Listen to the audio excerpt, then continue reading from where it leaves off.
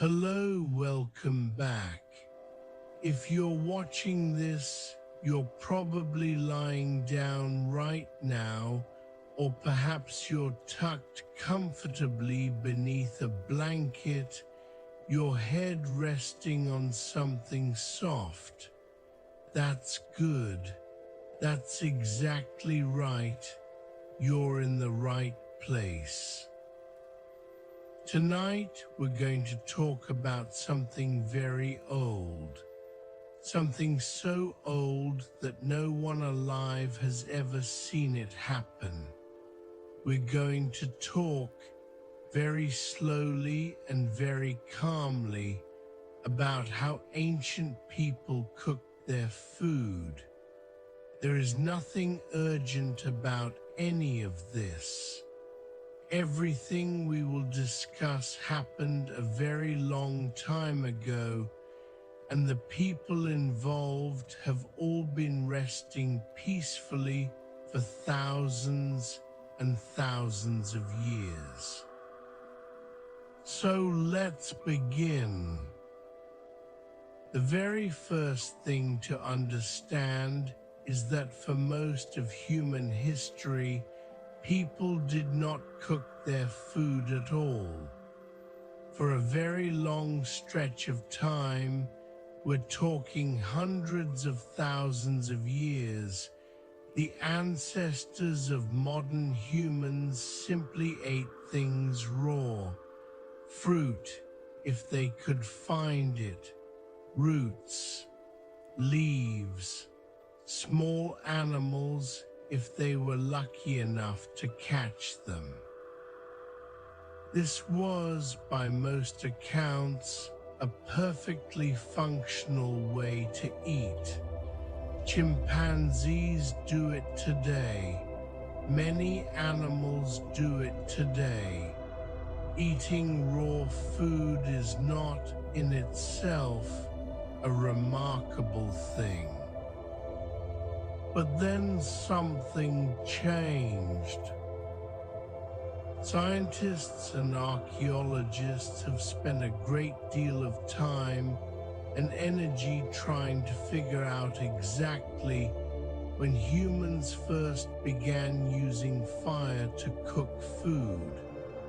It is a harder question to answer than you might expect, because fire doesn't leave a very tidy record of itself. Ash scatters, bones char and crumble. The evidence is fragmentary and incomplete, and has been debated very politely in academic journals for many decades. The current best evidence suggests that early humans may have been using fire in a controlled way as far back as 1 million years ago. There are sites in South Africa, a place called Wonderwork Cave, where researchers have found traces of burnt bone and plant ash dating back approximately 1 million years. This is considered very significant by the people who study such things, and they discuss it at conferences in quiet, considered tones. Some researchers believe fire use may go back even further, to around 1.5 million years ago, though the evidence becomes murkier the further back you go, and murkiness is not something scientists are particularly comfortable with. The creature using fire at that point would not have been quite what we'd recognize as a modern human. It was likely Homo erectus, a species of early human that walked upright, had a larger brain than its predecessors and was beginning very slowly to figure out that heat changed things. Homo erectus was, by all accounts, a very patient species. They had to be. There wasn't much to do. Now, before we go any further, it might be useful to think about what cooking actually does to food. Not in an exciting way, just in a very calm, explanatory way. When you apply heat to food, several things happen. The process is called thermal processing, which is a phrase that makes it sound more interesting than it actually is in practice. Let's go through it. First, heat breaks down the cell walls of plants. This makes plant material easier to chew and easier for the body to digest. Raw plant cells have rigid walls made of cellulose, which the human body cannot fully break down on its own. Cooking softens those walls and releases the nutrients inside, making them available in a way they simply weren't before. This is, nutritionally speaking, quite a meaningful change. Second, heat denatures proteins.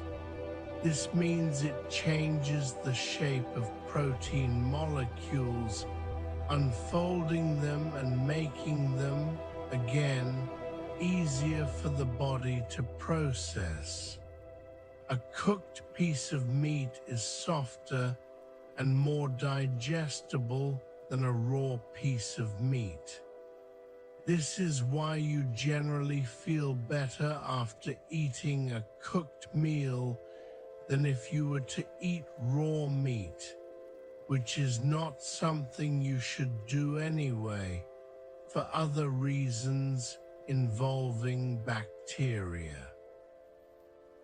Third, heat kills many of the pathogens, bacteria, parasites, and other tiny organisms that naturally exist in raw food. This is an important point. Before cooking, food was a significant source of illness. After cooking, it became considerably safer.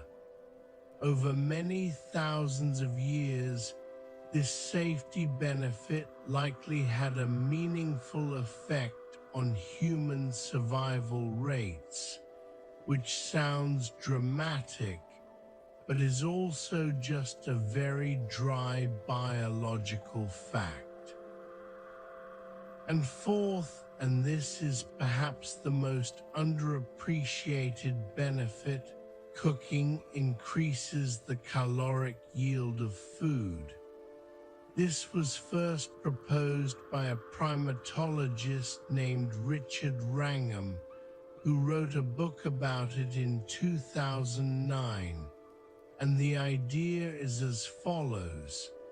When you cook food, your body gets more energy out of it, calorie for calorie, than it would from eating the same food raw. This is because the digestive system doesn't have to work as hard. It can extract more. Wrangham's hypothesis, which is called the cooking hypothesis, suggests that it was the adoption of cooking that allowed the human brain to grow larger over evolutionary time. Bigger brains require more energy. cooking provided more energy. Therefore, cooking may have been one of the key drivers of human cognitive development. This is considered a fairly interesting idea by anthropologists, though like all things in science, it is still being debated in a calm and methodical way. In any case, the early humans who first began using fire to heat their food were not thinking about any of this. They were probably just cold, and then they noticed that the thing that made them warm also made their tubers softer, and that was enough. The hearth, a very old word for a very simple thing. A hearth is, at its most basic, a place where fire is kept, a controlled location for combustion. It might be a ring of stones. It might be a shallow pit dug into the ground. It might be a flat area of compacted earth where fires have been lit so many times that the ground itself has become hardened and discolored. The hearth is one of the oldest human technologies, and it's also one of the most important because a hearth doesn't just mean cooking. A hearth means a place you return to. It means a home in the most fundamental sense of the word. The oldest known hearths date back roughly 400,000 years, found at sites in Europe and the Middle East. There's a site in Israel called Kesem Cave where researchers found evidence of repeated fire use in a specific location, a hearth that was used over and over again for many thousands of years. The same spot, the same fire. There is something very settling about that image. People sitting around a fire in the same place, night after night, for thousands of years. By around 30,000 to 40,000 years ago, hearths had become quite a bit more sophisticated.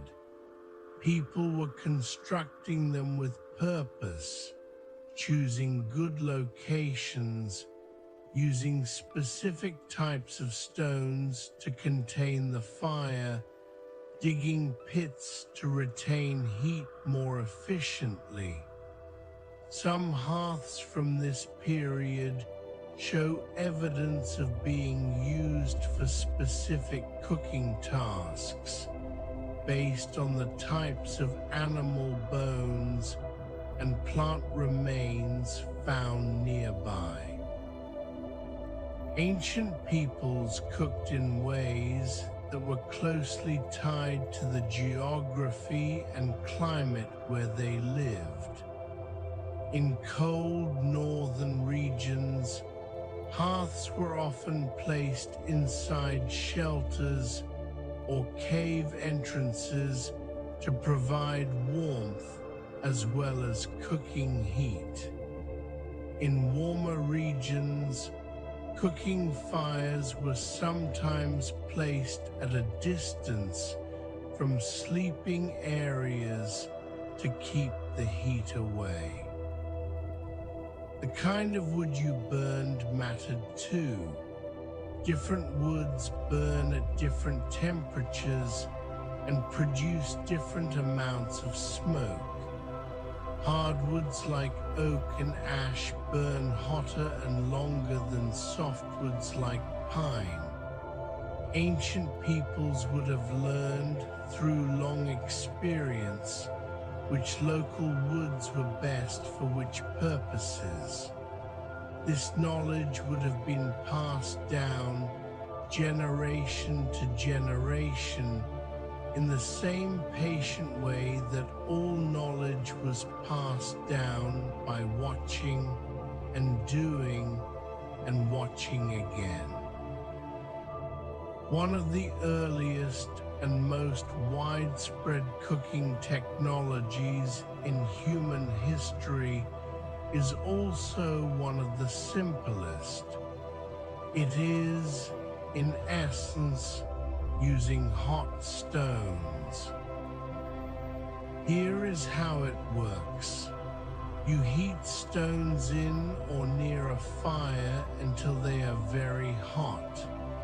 Then you place food on or near those stones, or in the case of pit cooking, you place hot stones inside a pit with food to cook everything slowly using the retained heat.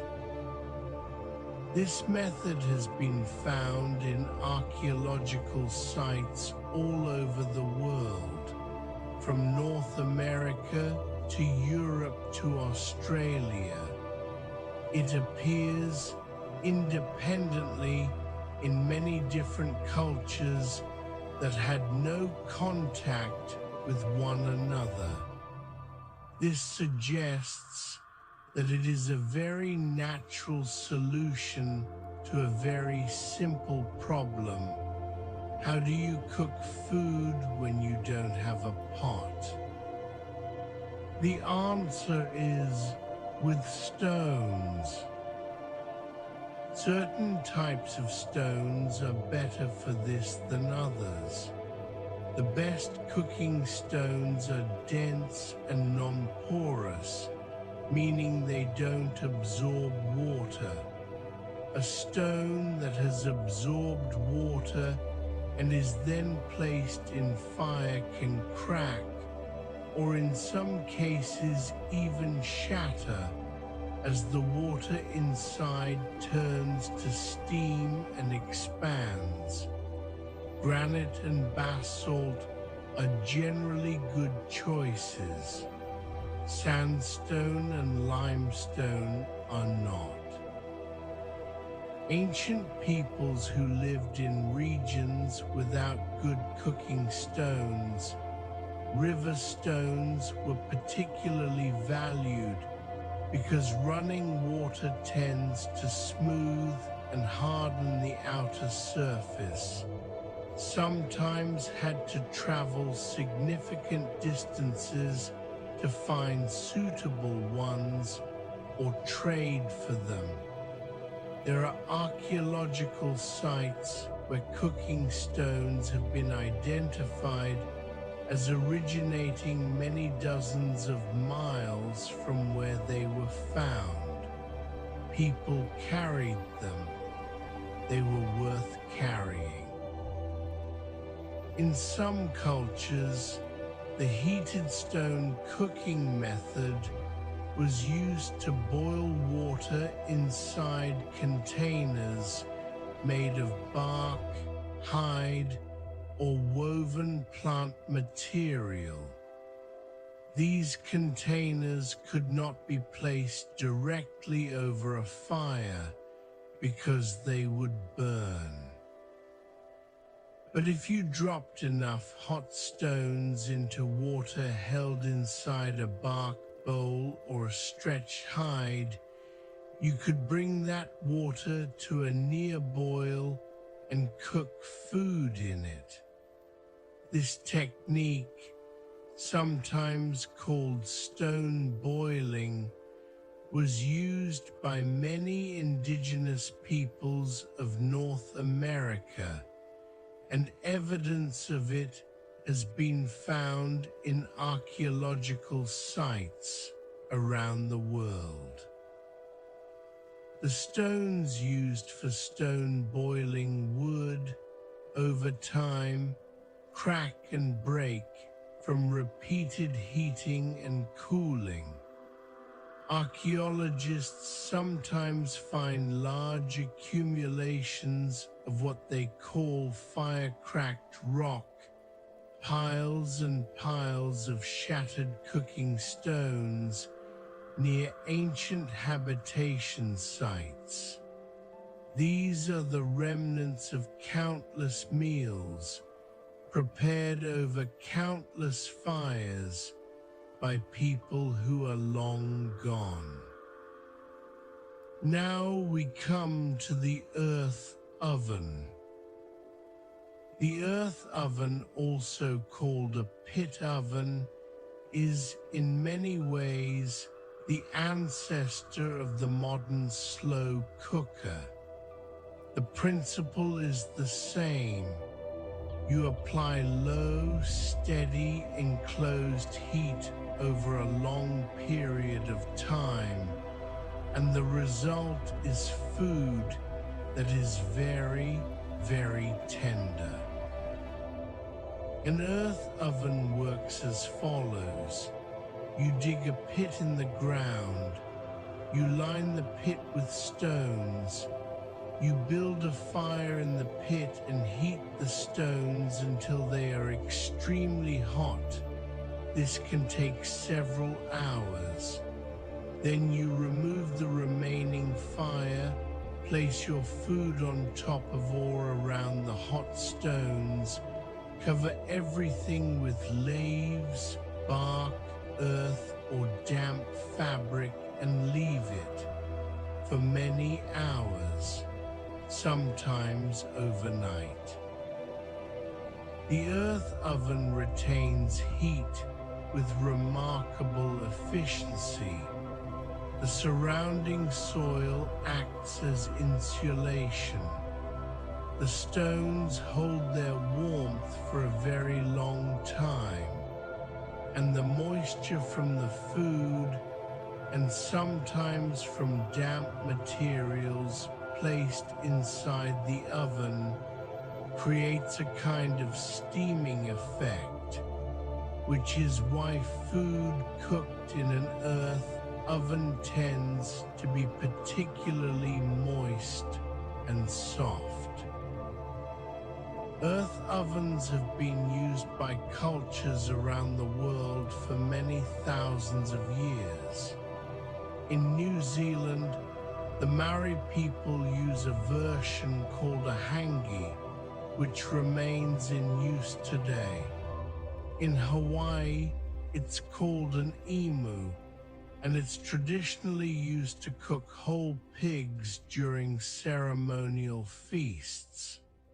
In the American Southwest, indigenous peoples used earth ovens to cook agave plants, which required many days of heat to break down the tough fibers and bitter compounds into something sweet and edible. The oldest confirmed earth oven sites date to around 29,000 years ago in what is now the Czech Republic, where archaeologists found pits lined with burnt bone and ash, evidence that large animals were being cooked whole, buried in the earth, by people who had worked out a remarkably effective technique. There is something very calming about the earth oven as a cooking method. It requires patience. Once the food is buried and the process has begun, there is nothing more to do. You simply wait. Let us move forward now in time to a place and period that is somewhat more documented. Mesopotamia, the land between the rivers, the Tigris and the Euphrates, in what is today roughly modern Iraq. Approximately 10,000 years ago, the people of this region began doing something that would change the world in ways that are still unfolding today. They began to farm. The shift from hunting and gathering to farming is called the Neolithic Revolution, and it is one of the most significant transitions in human history. When people began growing their own food in fixed locations, everything changed. They built permanent settlements.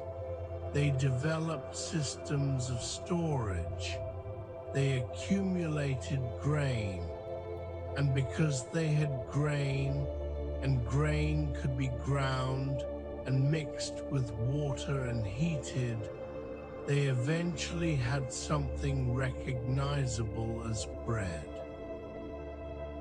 The earliest evidence of bread-like foods comes from a site in Jordan called Shubaker 1, where archaeologists discovered charred flatbread crumbs dating to approximately 14,400 years ago, which is, notably, several thousand years before the agricultural revolution even began. The people who made this bread were hunter-gatherers who had found wild grains, ground them, and cooked them on a flat stone over a fire. But it was with the development of settled agricultural societies in Mesopotamia that cooking became, for the first time, something organized and systematic. In the ancient Sumerian city of Ur, which flourished roughly 4,000 to 5,000 years ago, there were large institutional buildings, temples and palaces that had dedicated cooking facilities. These weren't exactly kitchens in the modern sense, but they were designated areas where food was prepared, often in very large quantities, for distribution to workers, priests, and the poor. Clay tablets from this period, inscribed in the early writing system called cuneiform, record lists of rations. So many measures of barley for a male worker, so many for a female worker, so many for a child. The organization of food distribution was already, in these early cities, a matter of careful record keeping. The ovens of Mesopotamia were typically beehive-shaped clay structures. You built a fire inside the oven, let it heat the walls thoroughly, then raked out the coals and placed your bread dough directly against the inner wall. The clay retained enough heat to bake the bread, and the dough would stick to the hot clay surface and cook quickly. This is, in essence, the same principle as the tandoor oven, which is still used today across South Asia and the Middle East. In the 1940s, a French-American scholar named Jean Bottero made one of the most remarkable discoveries in the history of food. Sitting in the collection of Yale University's Babylonian collection were 3 ancient clay tablets inscribed in cuneiform that dated to approximately 1700 BCE, nearly 3,700 years ago. These tablets contained recipes. Actual recipes, not just lists of ingredients, but descriptions of how to prepare specific dishes step by step. The Yale culinary tablets, as they came to be known, are the oldest known written recipes in the world.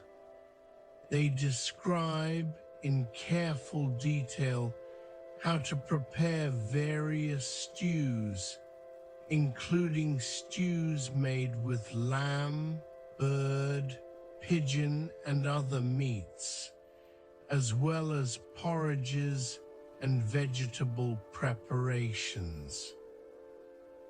The recipes are not easy to follow, partly because many of the ingredients are referred to by ancient Sumerian names that we no longer fully understand, and partly because the instructions assume a level of shared knowledge that modern readers don't possess.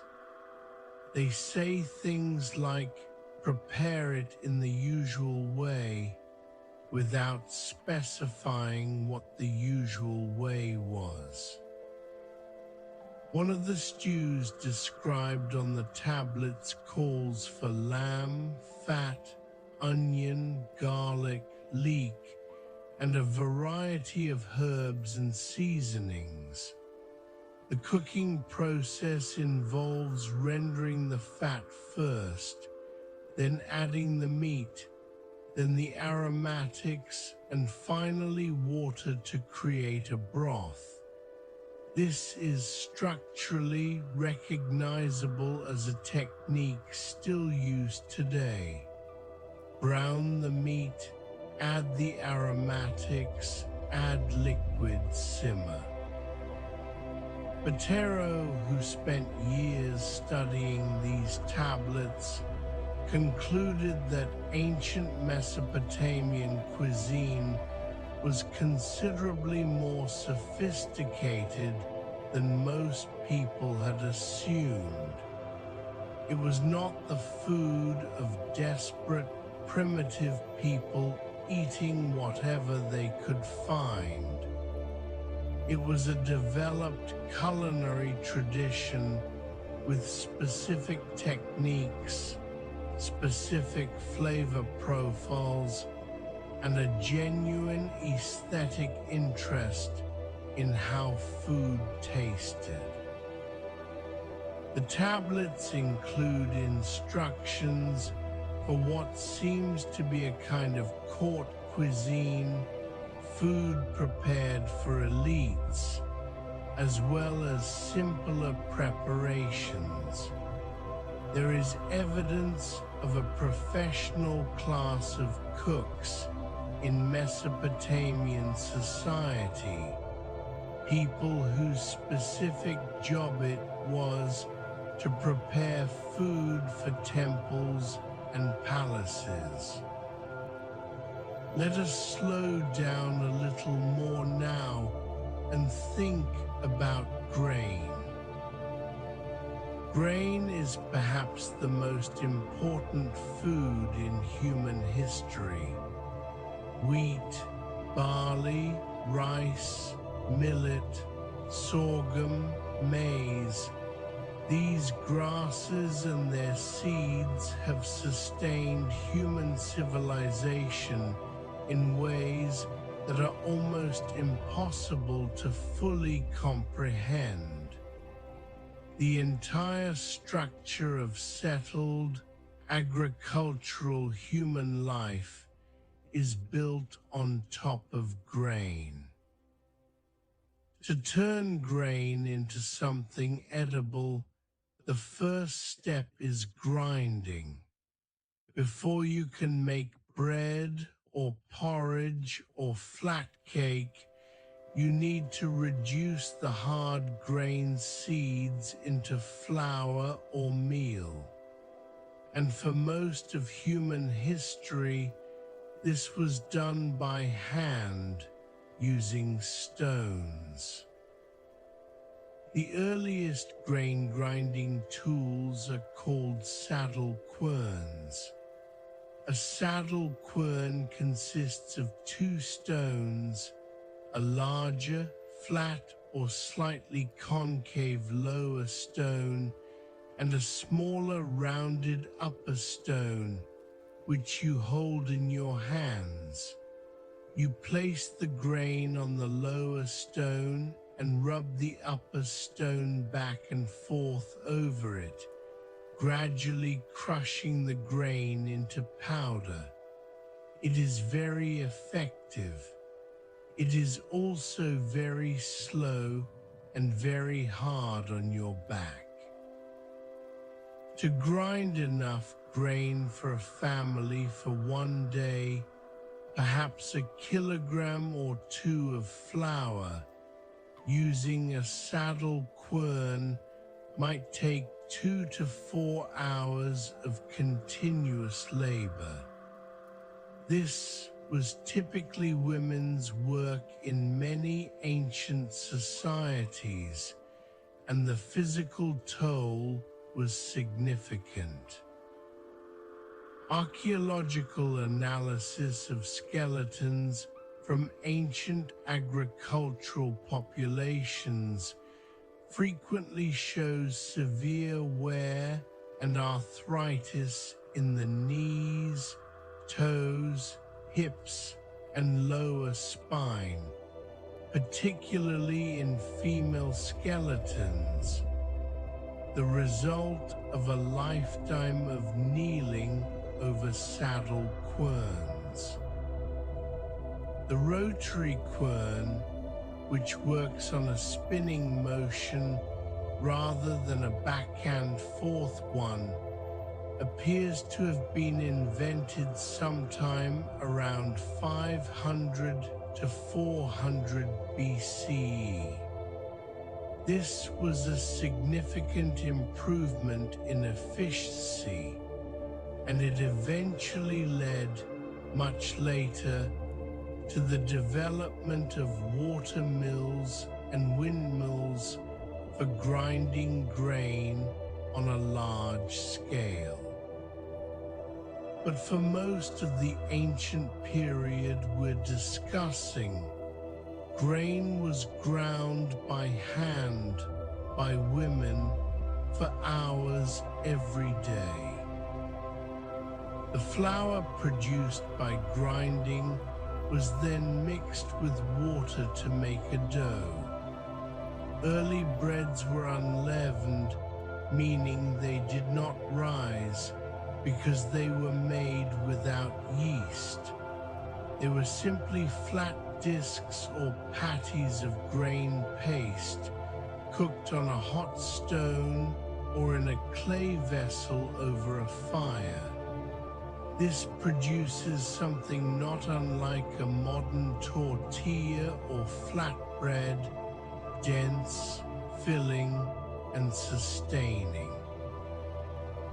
The discovery of leavening, the use of yeast to make bread rise and become lighter and airier, appears to have happened more or less accidentally in ancient Egypt.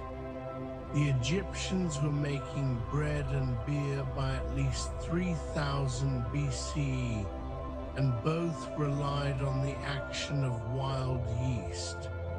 It's likely that someone noticed at some point that bread dough left to sit for a while before baking produced a different, lighter result, and realized that this was something to be replicated deliberately. Egyptian bread came in many forms. Archaeologists have found ancient Egyptian bakeries with evidence of dozens of different bread shapes: round, oval, conical, braided, and there are tomb paintings that depict the bread-making process in detail. In some wealthy Egyptian tombs, actual loaves of bread have been found, preserved by the dry desert air for 3,000 to 4,000 years. Ancient Egypt is, in many ways, one of the best documented ancient food cultures because the Egyptians left such detailed records. They left records in writing, hieroglyphic texts that describe food offerings, agricultural practices, and the workings of large institutional kitchens. They left records in art. The walls of many Egyptian tombs are covered in paintings that show, in careful and colorful detail, scenes of daily life, including food preparation, butchering, brewing, and baking. And they left physical records, actual food remains, preserved in the remarkably stable conditions of the Egyptian desert. The diet of ordinary Egyptians was, by modern standards, fairly simple. Bread was the foundation. Egyptian workers were often paid in bread and beer rather than in money. A typical allocation for a male worker during the pyramid building period was about 10 loaves of bread per day and a certain amount of beer. The bread was dense and nutritious. The beer, made from fermented grain, was low in alcohol by modern standards and served essentially as a liquid food source. Alongside bread, ordinary Egyptians ate legumes. Lentils, chickpeas, and fava beans were common, and vegetables like onions, garlic, leeks, cucumbers, and lettuce. They also ate fish, particularly those who lived along the Nile or the coast. Meat, beef, mutton, goat, and pork was available but expensive, and ordinary people ate it mainly on special occasions. Wealthy Egyptians ate considerably better. Elite Egyptian tombs contain evidence of a much more varied diet.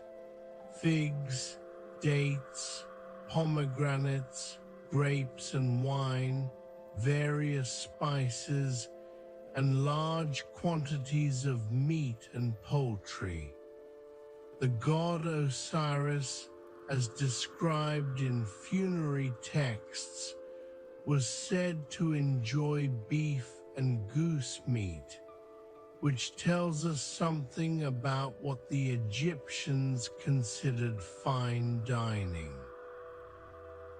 Egyptian cooking methods included roasting, boiling, frying, and baking. They had clay ovens that functioned similarly to the beehive ovens of Mesopotamia. They had large clay pots for boiling stews and porridges, and they had shallow clay dishes used for frying, the ancient equivalent of a skillet, which were placed directly over coals. Egyptian cooks in large households and palace kitchens were by all accounts fairly specialized. There were separate people responsible for bread, for meat, for pastries. Yes, pastries. The Egyptians were fond of sweetened cakes made with honey and fruit, and for beer. The head cook in a wealthy Egyptian household would have been a person of some status. One particularly interesting piece of Egyptian food archaeology comes from the workers' village at Amarna, the city built by the pharaoh Akhenaten in the 14th century BCE. Archaeologists excavating the kitchens of ordinary workers' homes found evidence that people were cooking on small clay hearths inside their houses, preparing stews and bread using grain, lentils, and occasional fish. The kitchen facilities were simple but functional: a clay hearth against one wall, clay pots stacked nearby, a grinding stone in the corner. The picture that emerges is of people doing, every day, what people have always done: preparing food in a relatively small space, using the tools available to them, feeding their families, and then resting. The ancient Greeks thought quite a lot about food. This may not surprise you, because the ancient Greeks thought quite a lot about almost everything. Greek cuisine of the classical period, roughly 500 to 300 BCE, was built around what later food historians have called the Mediterranean triad: wheat, olives, and grapes. From these three crops came bread, olive oil, and wine, which formed the foundation of the Greek diet. Bread in ancient Greece was made from wheat or barley, baked in clay ovens that were preheated and then loaded.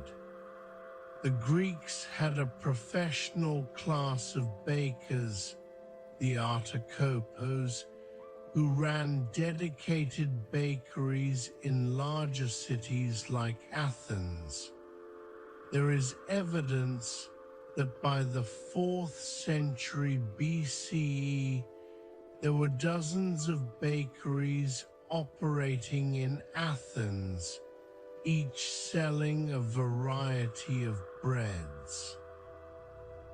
Olive oil was used in ancient Greece for cooking, for dressing food, for preserving fish and vegetables, for burning in lamps, and for anointing the body after bathing.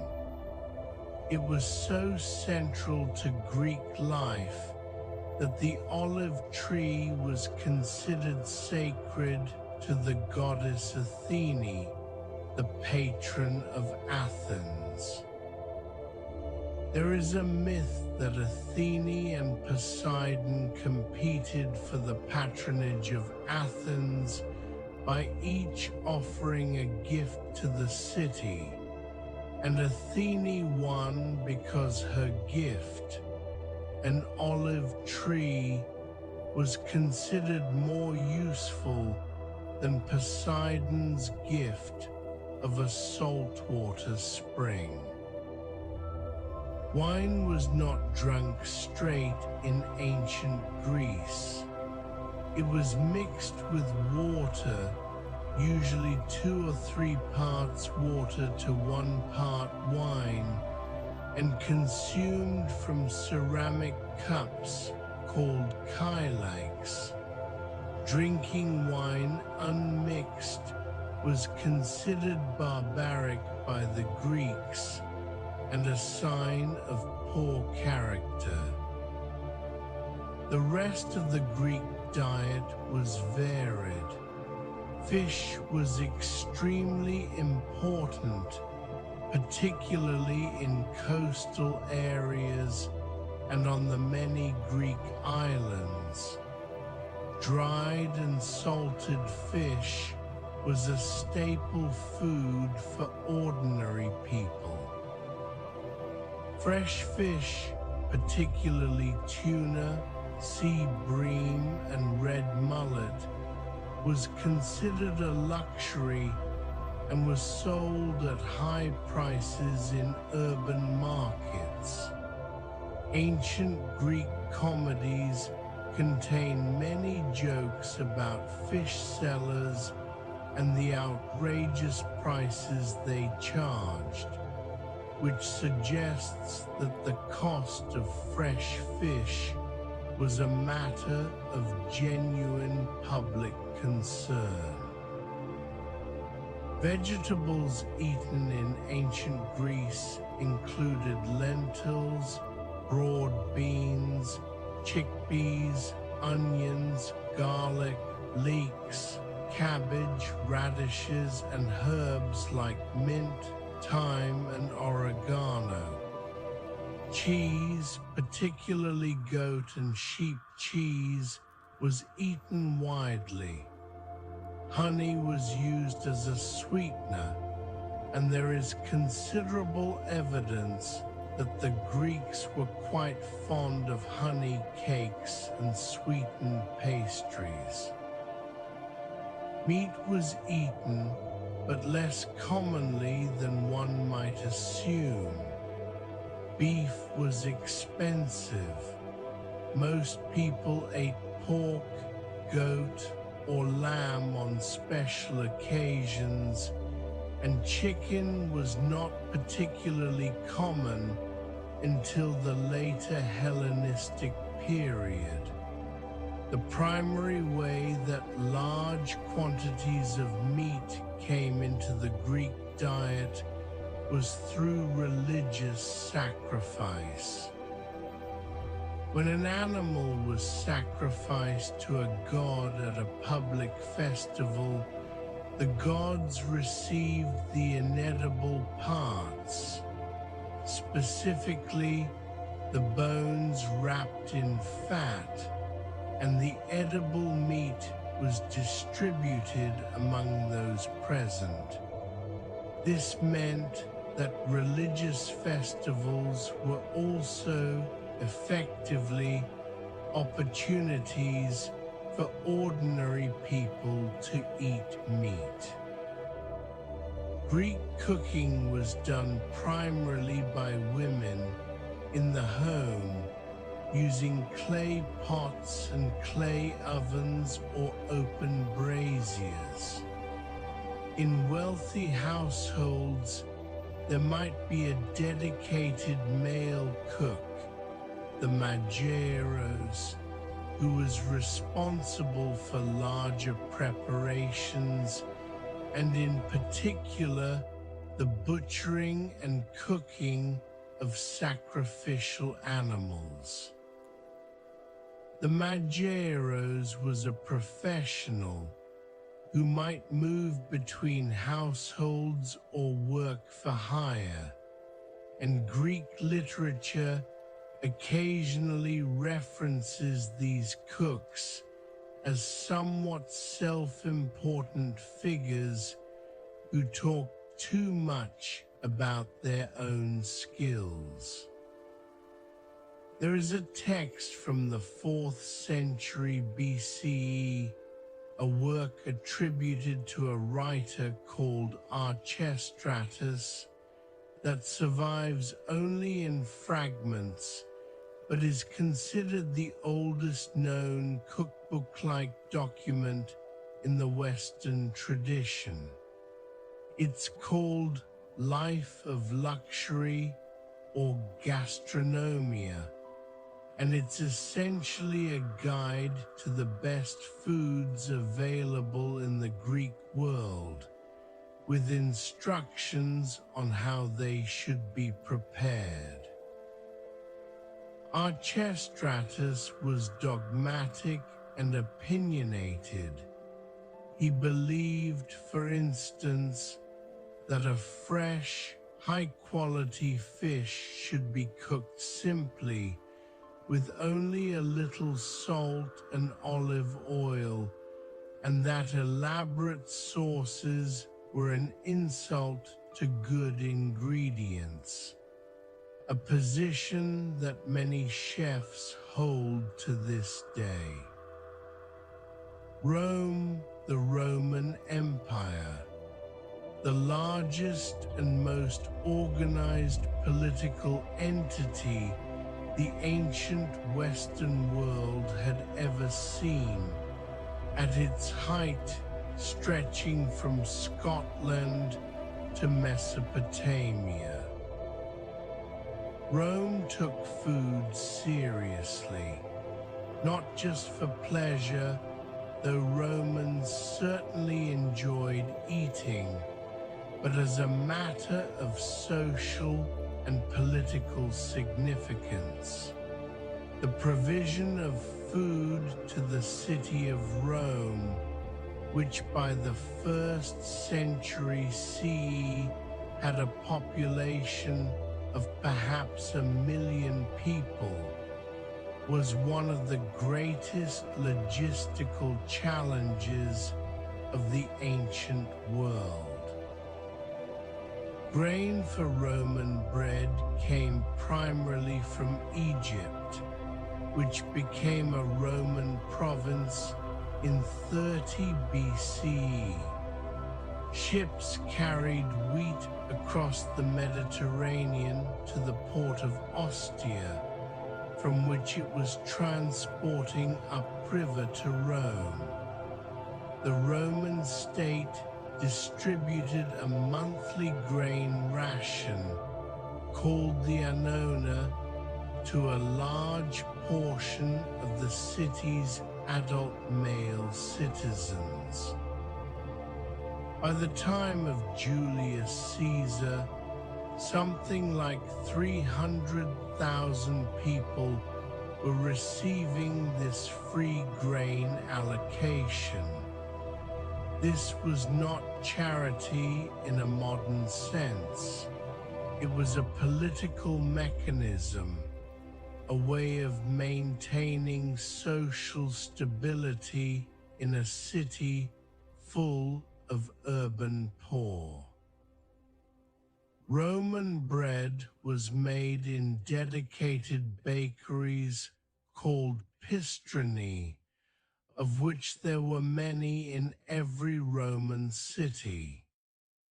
In Pompeii, which was preserved in extraordinary detail by the eruption of Vesuvius in 79 CE, archaeologists have found 33 bakeries.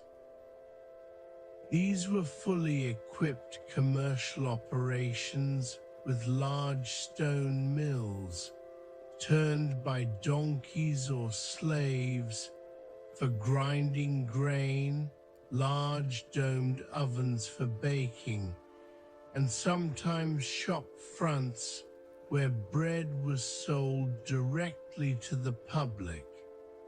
Many of the Pompeii bakeries still contain actual loaves of bread, carbonized by the heat of the eruption, but still holding their round shape, with the baker's stamp pressed into the crust. Roman cooking, as practiced in wealthy households, is documented in considerable detail by a text called the Apicius, a collection of recipes believed to date from around the 1st through 5th centuries CE, attributed to a gourmet named Marcus Gavius Apicius, who was famous in the 1st century for his extraordinary expenditure on food. The text itself may have been compiled by several people over time rather than written by the historical Apicius, but it is nonetheless the most complete surviving ancient cookbook. The Apicius is fascinating because it reveals a cuisine that was bold, complex, and very different from modern Italian food. Roman cooks used a condiment called garum, a fermented fish sauce made by layering fish with salt and allowing the mixture to break down in the sun over many months, in an enormous proportion of recipes, both savory and sweet. Garum was the ketchup of the Roman world, present in almost everything. It was also produced industrially. There were garum factories in Spain, North Africa, and other parts of the empire, and the pottery containers in which garum was shipped have been found all over the Roman world. Alongside garum, Roman cooks used honey, vinegar, wine, olive oil, and a remarkable variety of spices, pepper from India, cumin from the Middle East, coriander, lovage, dill, and many others.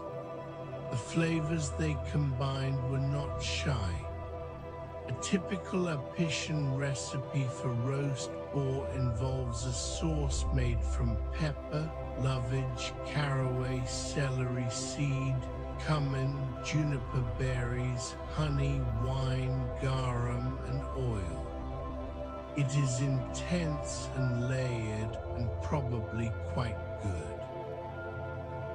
The Roman kitchen was called the culina. In a wealthy Roman house, a domus, the culina was typically located at the back of the house, near the garden, partly to keep cooking smells and fire risk away from the living quarters.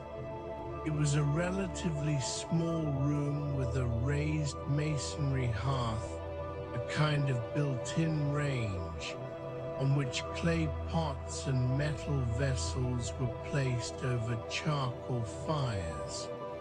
Roman cooks did not have ovens for meat. Meat was typically boiled or spit roasted over an open fire. In the apartment buildings called insulae, where most ordinary Romans lived, there were typically no cooking facilities at all. The rooms were small, the buildings were made partly of wood, and the fire risk was considered too great.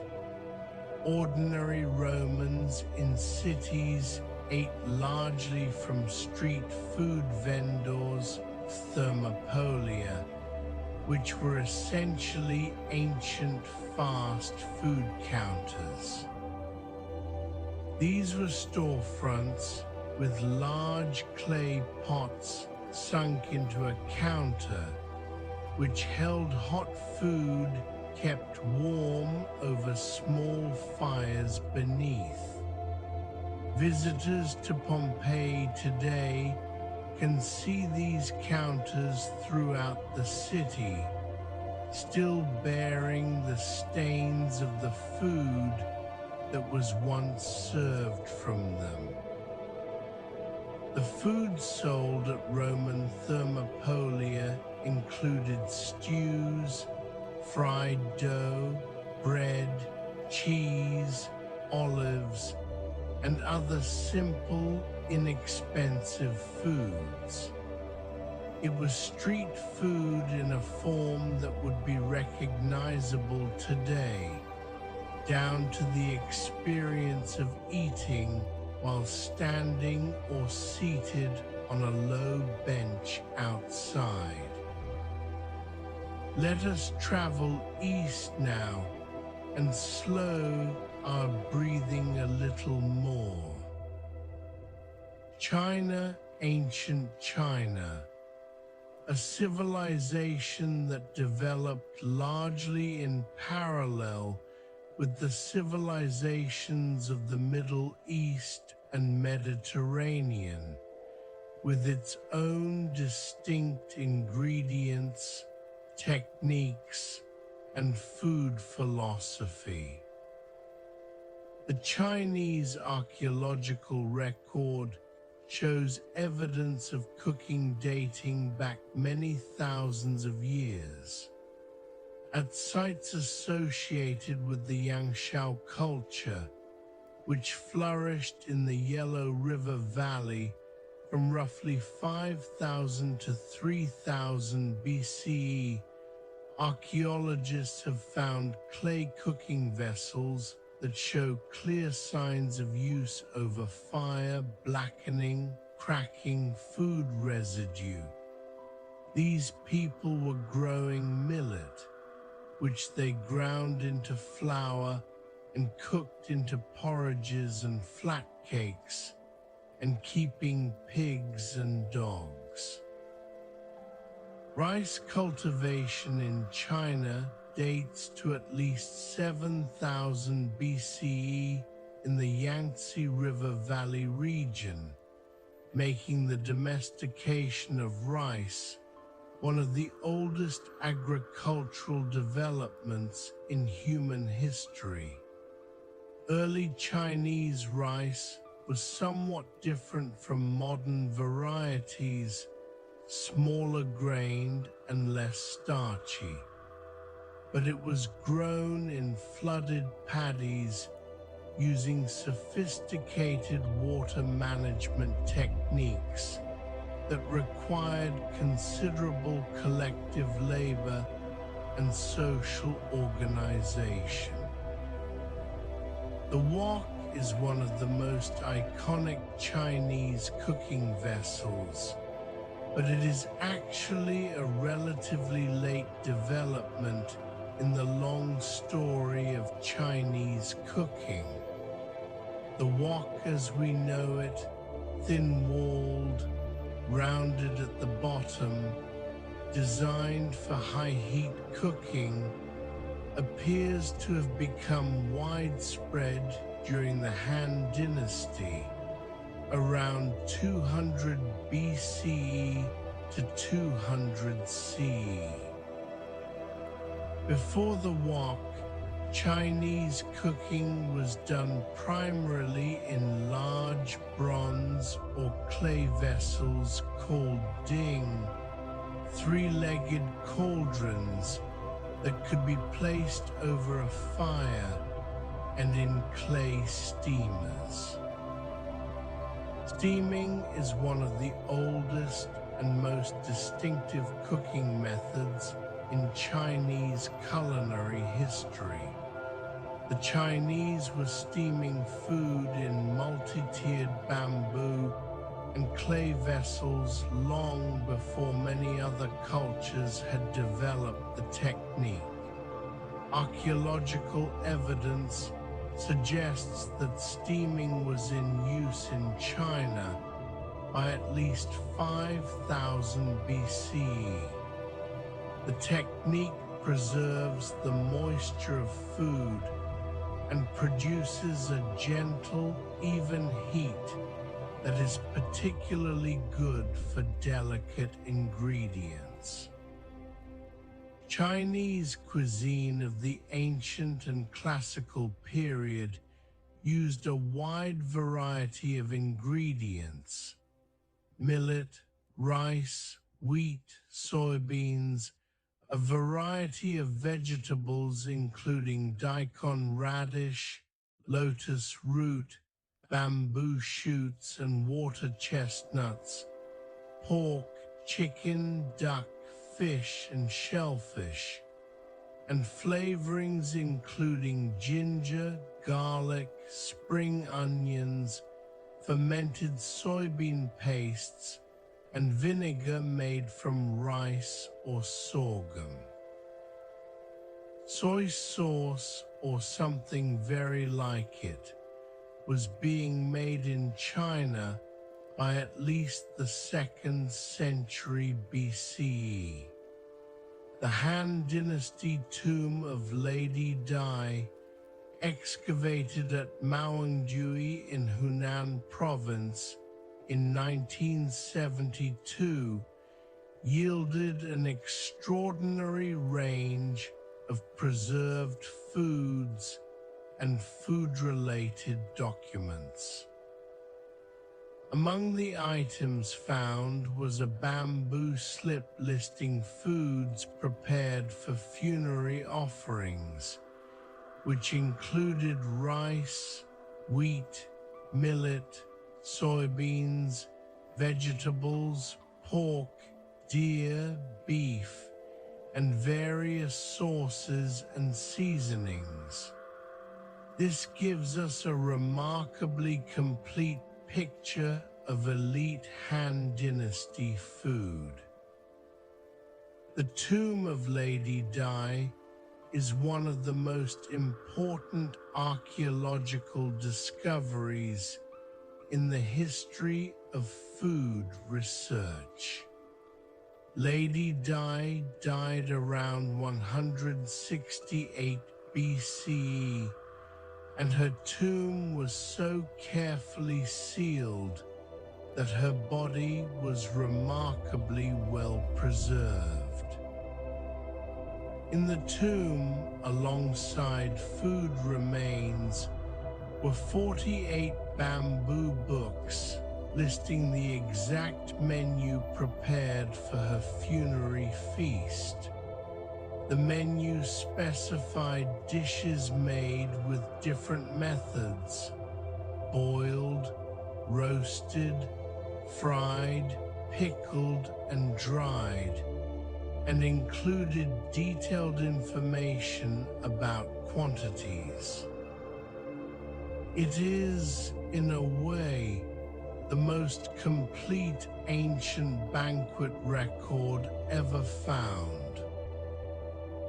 Now let us think about fermentation, because it is a very important part of the story, and also a very slow, quiet process that suits the tone of this particular evening quite well.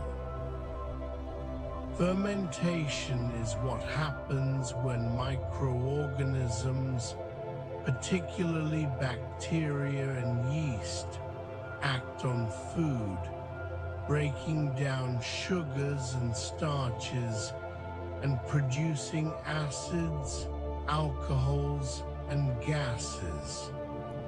It is one of the oldest food preservation and transformation techniques in human history, and it appears independently in virtually every food culture on Earth. The earliest evidence of intentional fermentation comes from alcohol.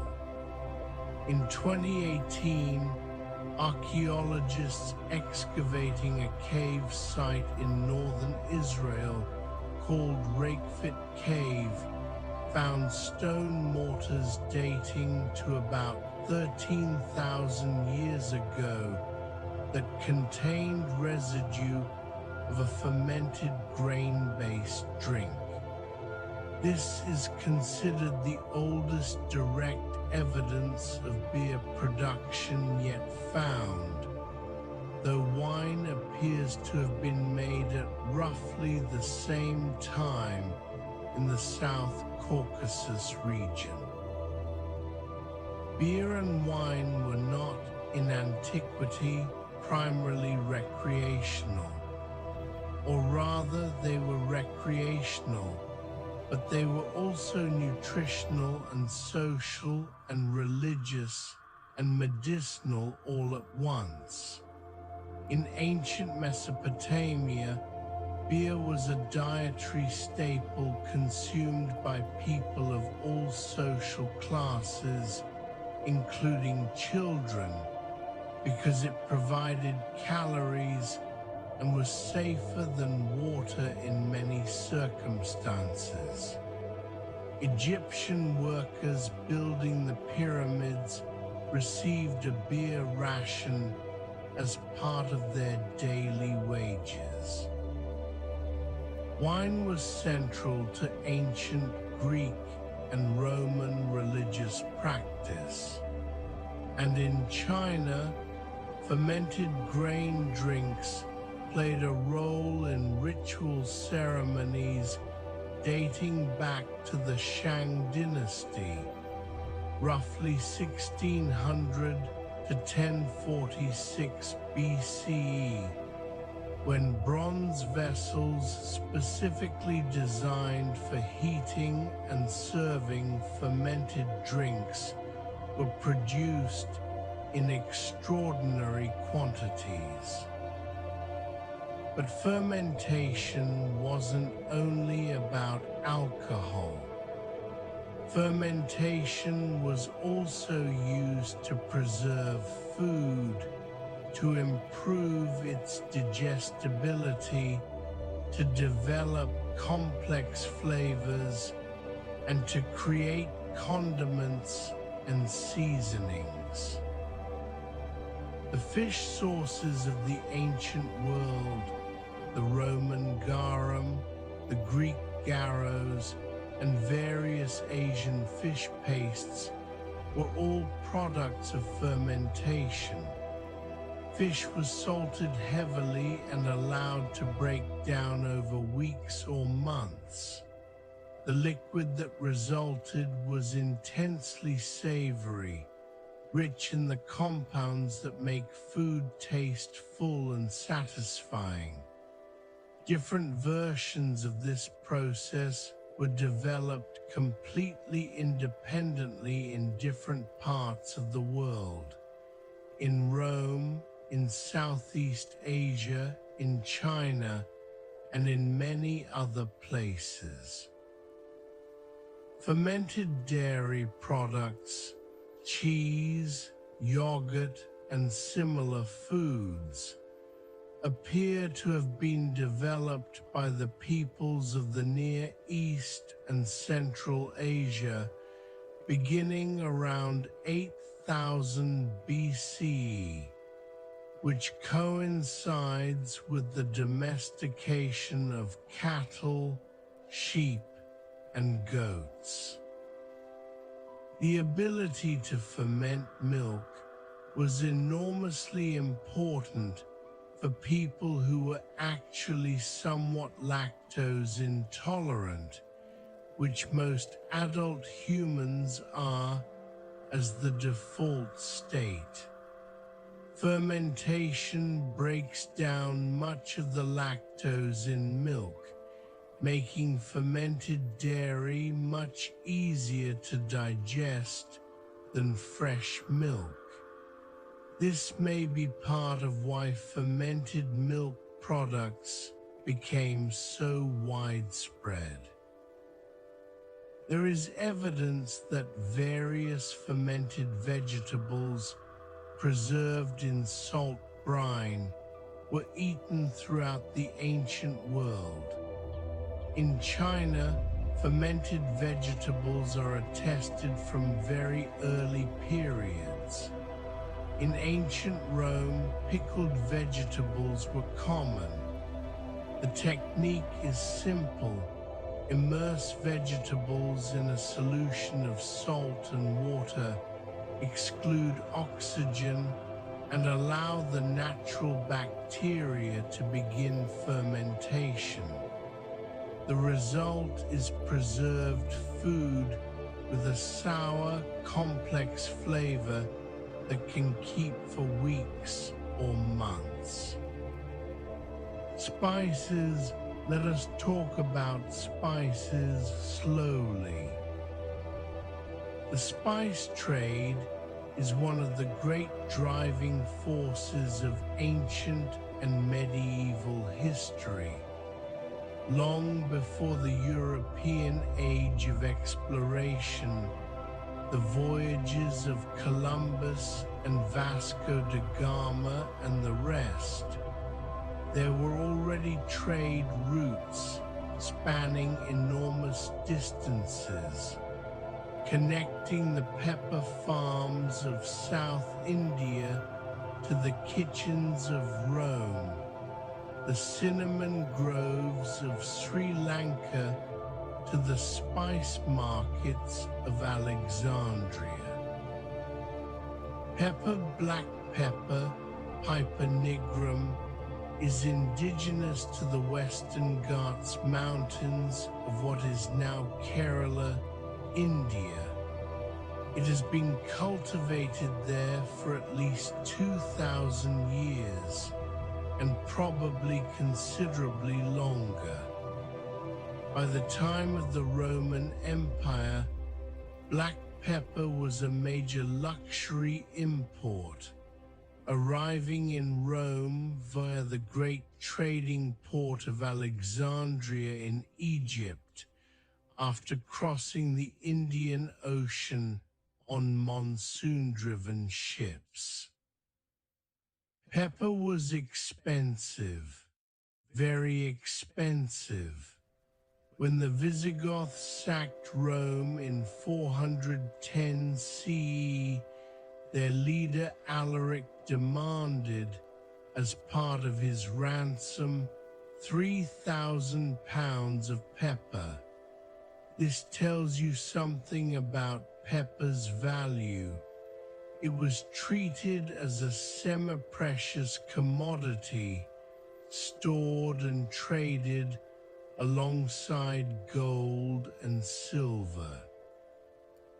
Cinnamon comes from the inner bark of a tree in the genus Cinnamomum, grown primarily in Sri Lanka, then known as taprobane to ancient Greeks and Romans, and parts of South and Southeast Asia.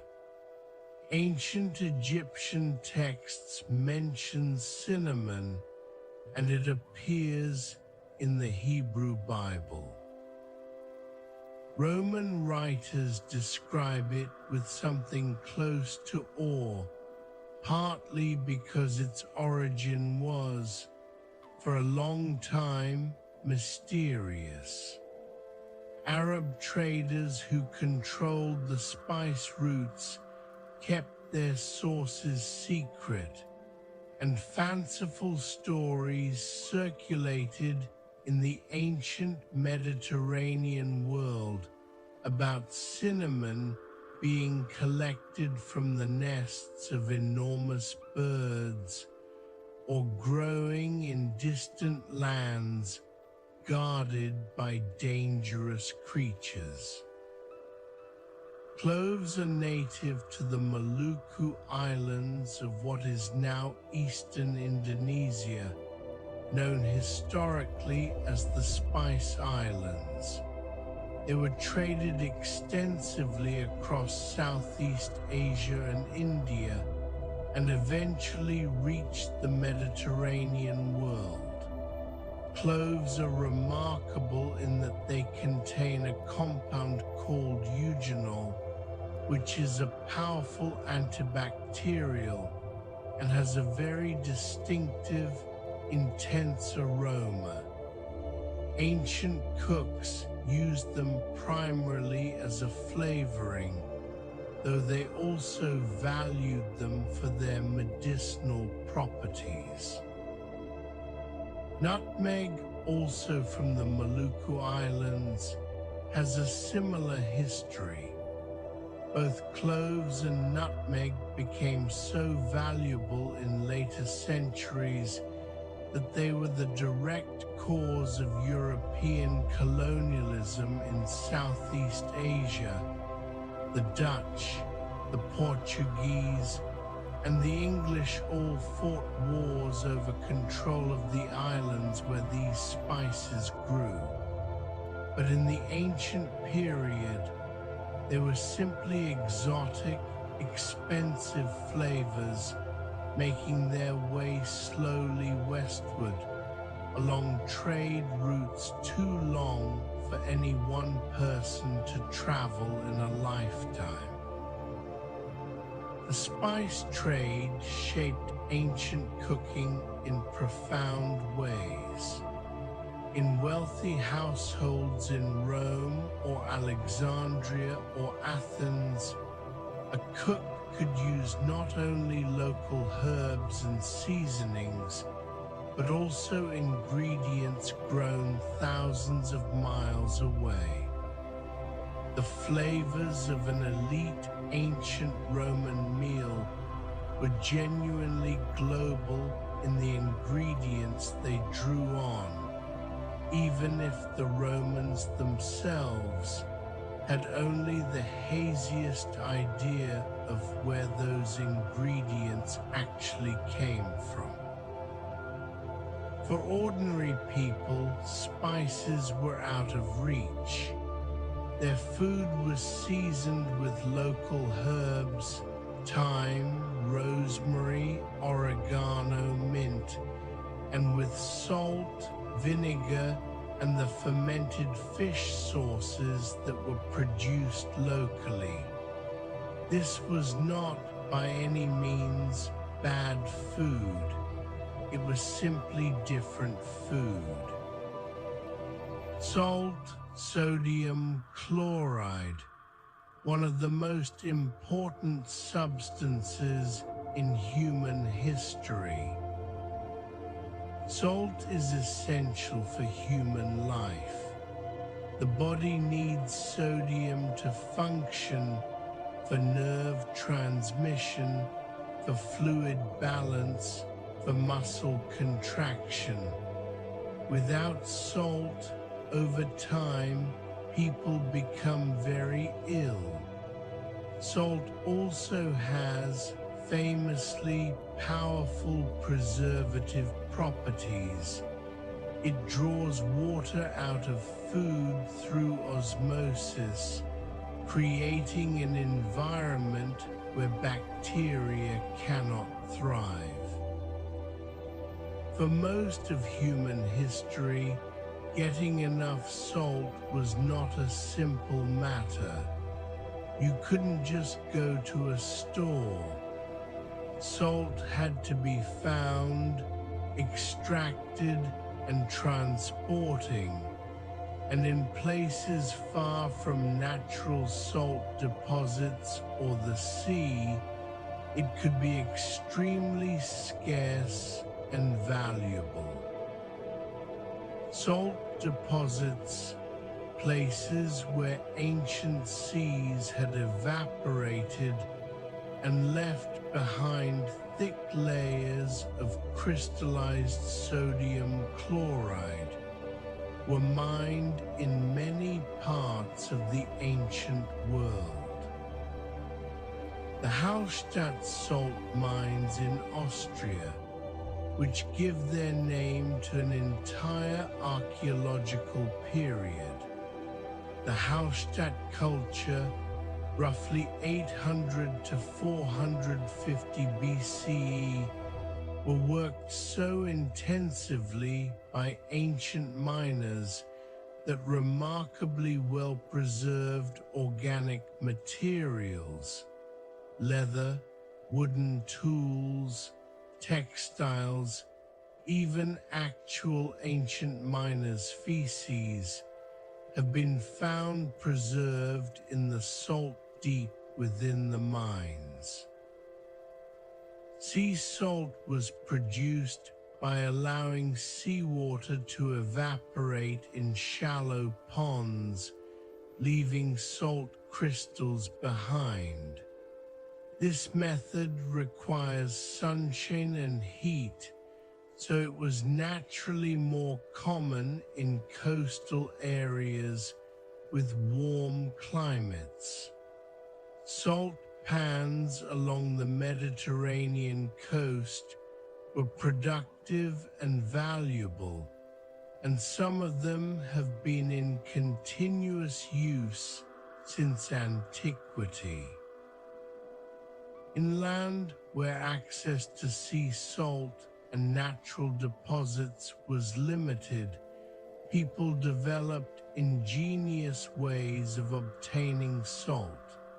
Some communities burned salt-accumulating plants and leached the ash with water to extract salty liquid. Others traded heavily for salt from regions that had it.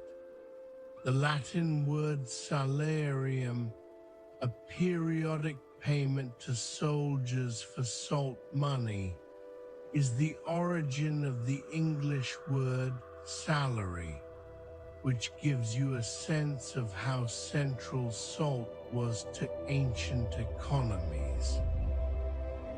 The use of salt for food preservation, salting fish, meat, and vegetables, was absolutely essential before refrigeration. Without salt, it was nearly impossible to keep food from spoiling in warm weather, and the ability to preserve food meant the difference between having enough to eat through winter and starvation. Ancient coastal peoples who could salt and dry their fish could trade that preserved fish far inland, creating food networks that stretched across great distances. India, let us rest here for a while. Ancient Indian culinary history is both very old and very complex, shaped by a remarkable diversity of climates, crops, and cultures across a vast subcontinent.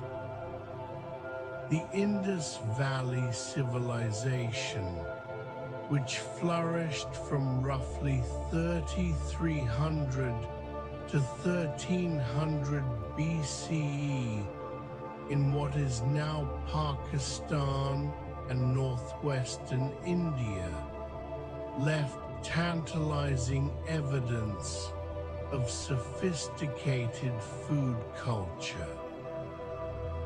At sites like Mohenjo-Daro and Harappa, remarkably well-planned urban centers with advanced drainage systems and standardized weights and measures.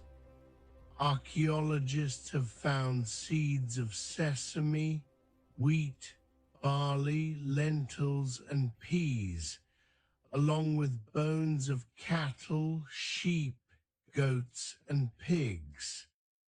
They have also found what appear to be storage facilities for grain on a large scale, suggesting organized food distribution. The cooking technology of the Indus Valley Civilization included clay ovens, clay pots, and what appear to be tandoor-like cylindrical clay ovens, similar to those still used across South Asia today for cooking flatbreads and roasting meat. Indian cooking developed over the following millennia into a tradition of extraordinary complexity and regional variation. A few characteristics are worth noting quietly. Spices are absolutely central to Indian cooking in a way they are not to most other ancient culinary traditions.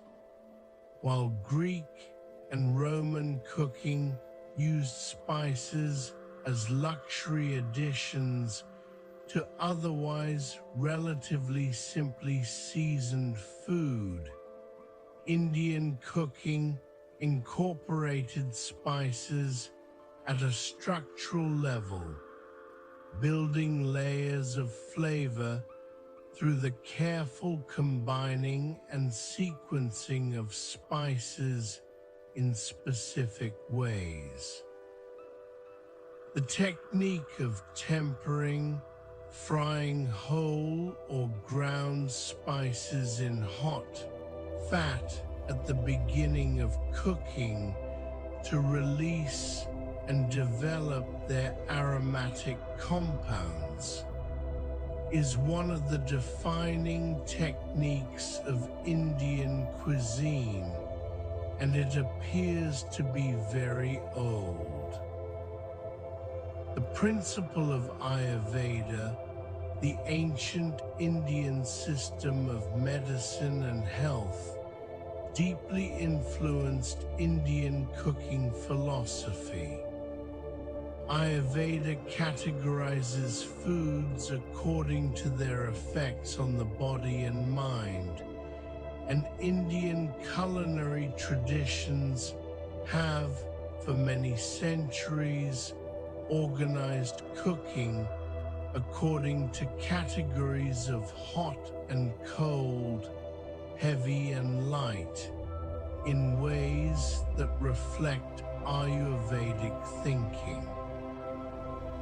This is not simply medical thinking applied to food. It is a genuine integration of the two that shaped what ingredients were combined, how they were prepared, and when they were eaten. Vegetarianism has a very long history in India, connected to the philosophical and religious traditions of Hinduism, Buddhism, and Jainism. While the earliest Vedic texts describe a diet that included meat, the gradual spread of ahimsa, the principle of non-harm, led to the development over many centuries of a sophisticated vegetarian cuisine that found ways to create nutritionally complete, flavorful, and satisfying meals without animal flesh. The use of legumes, lentils, chickpeas, and a variety of local beans and peas, in combination with grains, ensured adequate protein. The complexity of spicing ensured adequate flavor. Let us think for a little while about pots.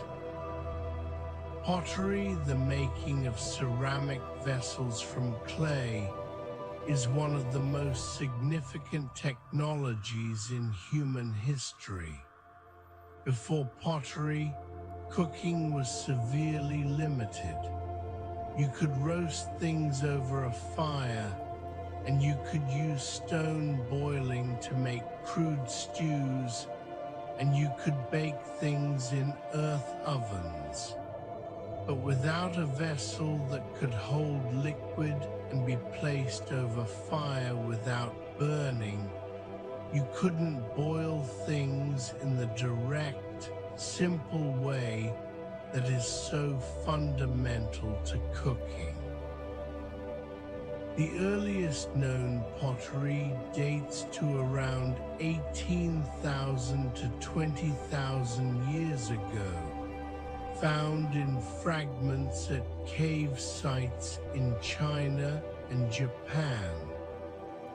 These were made by hunter-gatherers, not by farmers, which surprised archaeologists when it was first established, because pottery had long been assumed to be a product of settled agricultural life.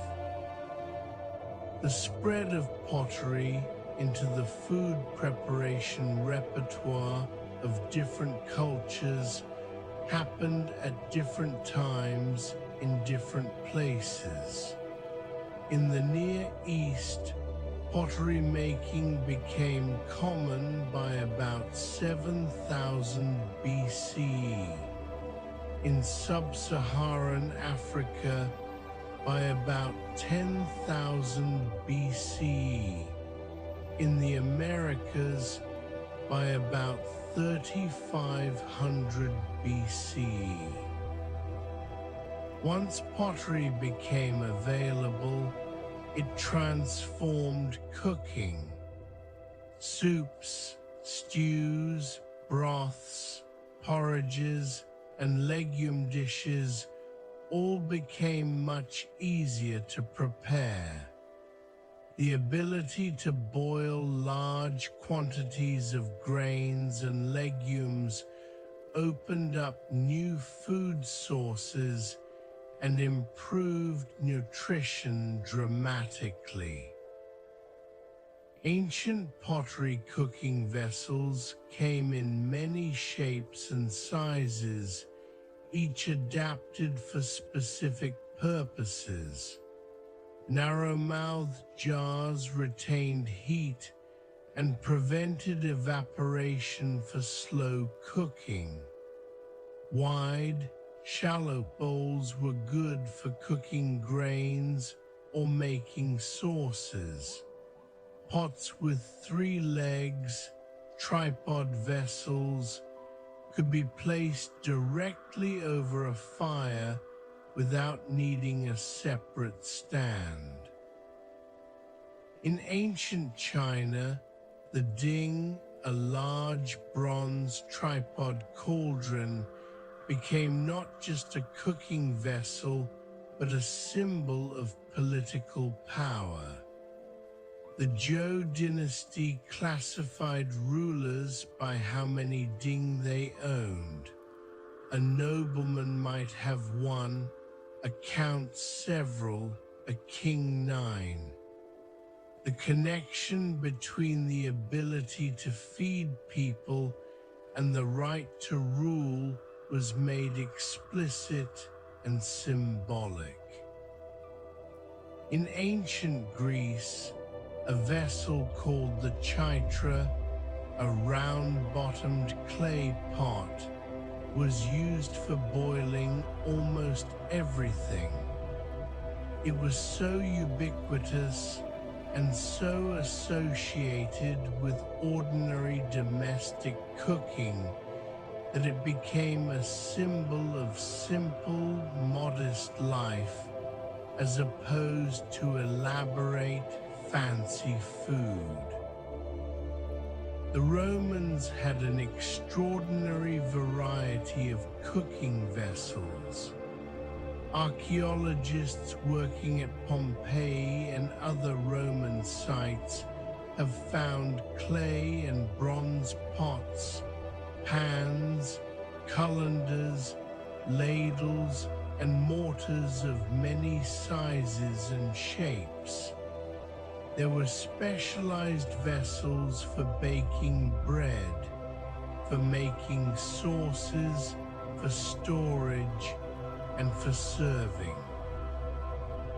There were portable clay braziers, small charcoal burning stoves that could be moved around, and there were the large cauldrons of military camp kitchens in which food was prepared for hundreds of soldiers at a time. The mortar and pestle deserves a particular mention. This simple tool, a heavy stone or ceramic bowl with a rounded grinding instrument, appears in virtually every ancient cooking culture and was essential for making pastes from garlic, herbs, and spices, for grinding grain, and for a variety of other food preparation tasks. The Latin word mortarium gave us the English word mortar, and Roman mortaria, with a roughened inner surface and a small spout for pouring, were manufactured in large quantities and are found throughout the Roman Empire. The challenge of keeping food safe and edible without refrigeration is one that occupied ancient peoples constantly, because the consequences of spoiled food, illness, starvation were very serious.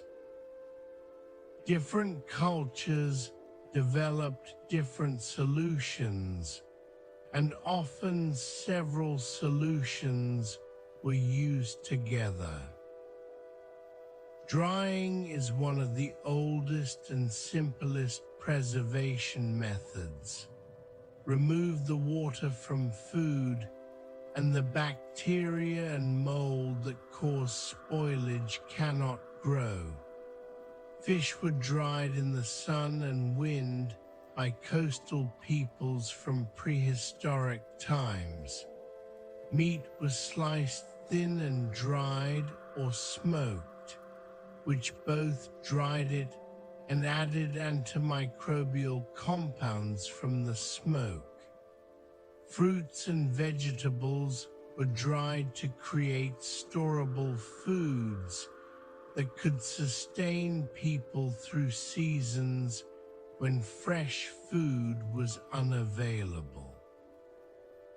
Smoking, the process of exposing food to the aromatic smoke produced by burning wood, both dries the food and infuses it with compounds that have antibacterial properties. It also, not incidentally, adds flavor. Smoked fish and meat were traded widely in the ancient world. They appear in Egyptian, Greek, and Roman sources. In Northern Europe, smoking was particularly important for preserving fish, particularly herring and salmon, through long winters.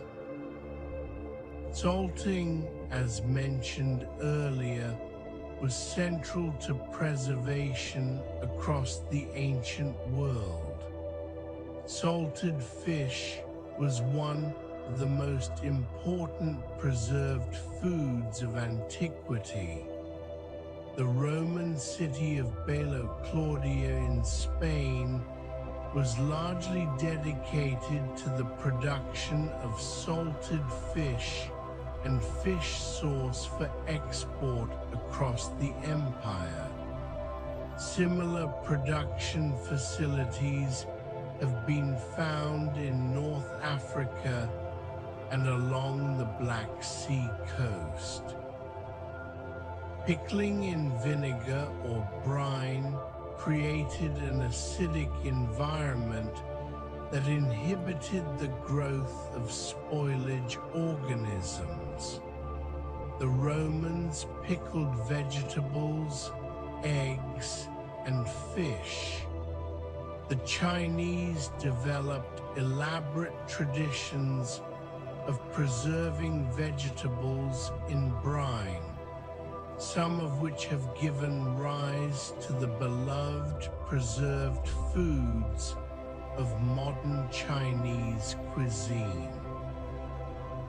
Honey was also used as a preservative in the ancient world. Honey's high sugar content draws water out of bacteria and mold spores, killing them, and honey also contains hydrogen peroxide and other antimicrobial compounds. Ancient Egyptians, Greeks, and Romans all used honey to preserve fruit and other perishable foods. There are records of Greek honey-preserved fruits being sent as luxury gifts across long distances. Oil, particularly olive oil, was used in the Mediterranean world to preserve food by excluding oxygen. Vegetables, cheese, and fish preserved in olive oil appear in ancient sources. The method still works exactly as it did thousands of years ago.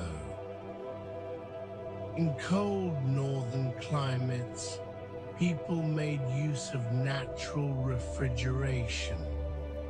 Root cellars, holes dug into the ground, used the naturally constant, cool temperature of the earth to slow food spoilage. In winter, snow and ice were used to keep food cold. There are records from ancient China and from the Roman Empire of ice being collected in winter, packed in straw and stored in underground pits, and used to cool food and drinks during summer.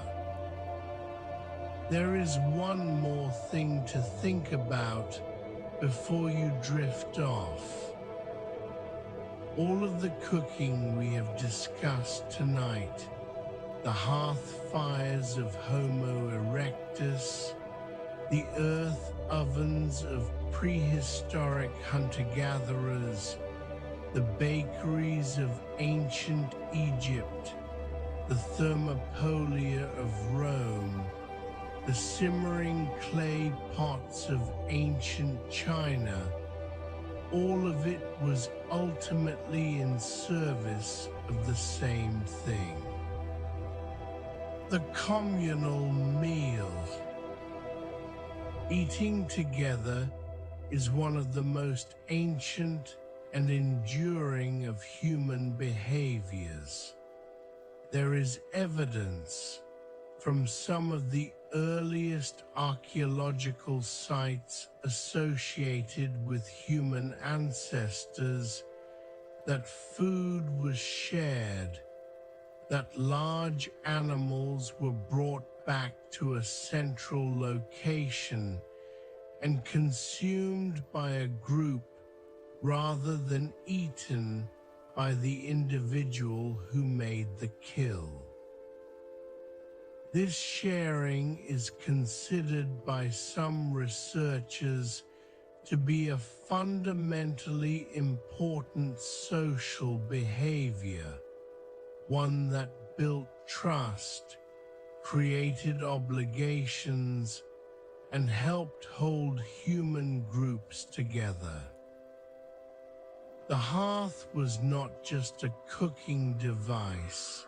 It was a gathering place, People came together around the fire in the evening when the work of the day was done, and shared food and talked and eventually slept.